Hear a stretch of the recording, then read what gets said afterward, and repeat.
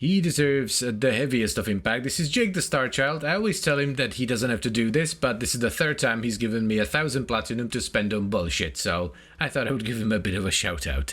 Thank you, Jake. You're awesome. The Sampotes then, this is actually the third time we're covering this weapon in this series. First, we did it just for fun before the slam updates, then after the slam updates, which was unsurprisingly considerably better, and now I just want to go all out with it because we got a bunch of new stuff on top of the slam updates. This is a hammer without a mastery rank requirement that does primarily impact damage with a 30% crit chance, 3 times crit multi and a 28% status chance, and it sends out shockwaves on slam attacks. The reason it doesn't have a mastery rank requirement is because it's one of the melees you can get in Teshin's Cave in Duviri, so the limiting factor isn't necessarily mastery but your ability to defeat the Oro Worm. So let us give it a shot or a swing or a slam or a bonk or whatever and see how crazy we can get with it. Shall we?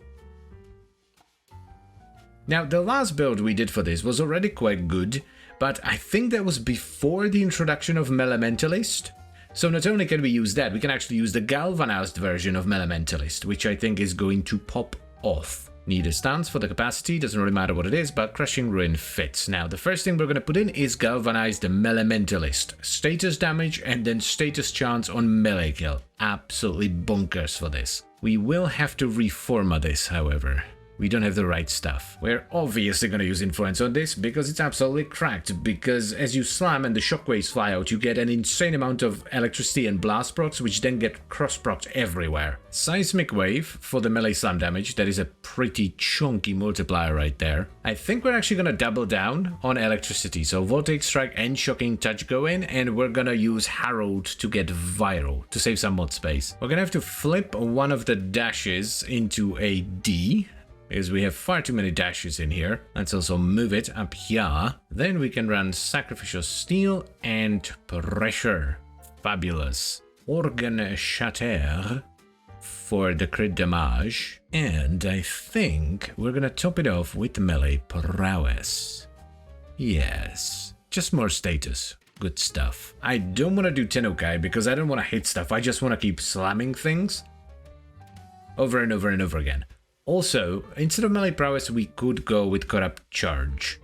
Sure, level 190 Grenier Battle Group. Let's first try it without Armor Strip, and then, if it's bad, we can... Oh, this is gonna be difficult to test, because they're gonna fly all over the place.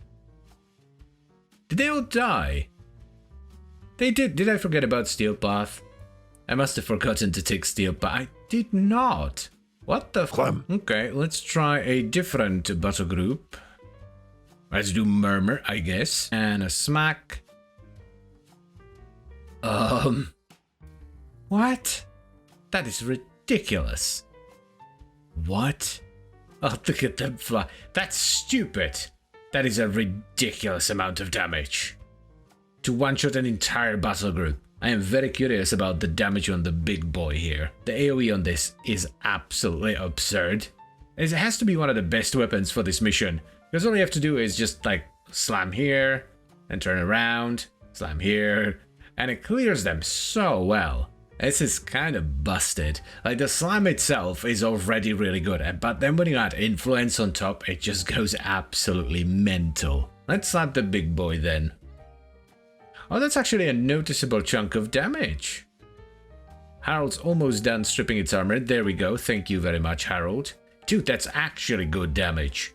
Now, mind you, this is a damage over time status build, and this boss is resistant to status. It's definitely not the best weapon for this, but like for a status damage over time build, this is good. I'm gonna die here. Yep, down I go. Dude, this is dumb. Like, if you want a build that's gonna absolutely trivialize Steel Path, this is actually a good pick right here.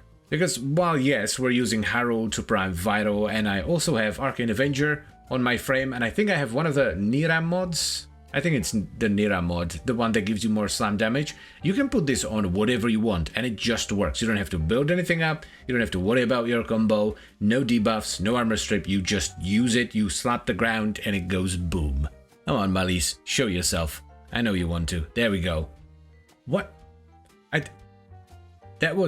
I hit him behind me. There was just some residual damage that happened around, and it almost killed Malise. Like, oh, here comes Vor. Dude. This is stupid. The one thing that's a bit of a bummer is that elevation changes will often destroy the shockwaves. Like, if there are a few stairs here and there, it will travel up and down, but like, for example, here these stairs are too tall, so the shockwave will usually not go up and down them. Come on, sentients, show yourself. I wanna bonk you over your stupid non-faces. There you go. Hello. Smack. Just one shot. Yep. I'm pretty sure I can one-shot the Acolyte if I hit it just right. I whiffed. But still, it almost killed it. Like, even if you whiff and you don't quite get it right, you can two-shot an Acolyte.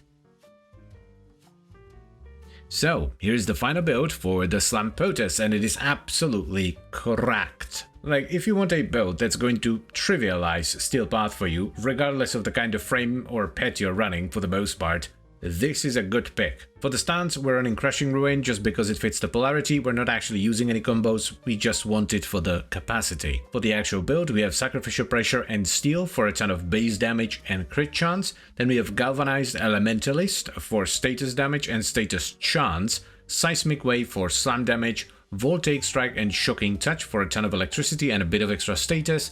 Then we run Organ Shatter for crit damage and Melee Prowess for status chance. Now, the Arcane is obviously melee influence. Melee influence is absolutely busted, especially on a build like this, which procs a ton of status in a massive area. Additionally, throughout the video, I was using Arcane Avenger on my Warframe for 45% extra final crit chance, so we were critting a little bit more than you would if you don't have Arcane Avenger. And I was also using Nira's Hatred for additional 100% slam damage. And the final helpful piece of this setup was of course Harold, who provides a ton of Vital Priming as well as a little bit of armor strip. This is one of the most absurd melee setups you can run. It does insane damage in a ridiculous area. It deletes everything, because it's a really strong setup that plays into melee influence tremendously well. It might not necessarily be a good endurance setup, I don't know, I don't do endurance, so I don't know what kinds of weapons perform well in there, but for base level Steel Path and for what I would assume most people do in the game, this is more than good enough. So I would highly recommend you give this a shot.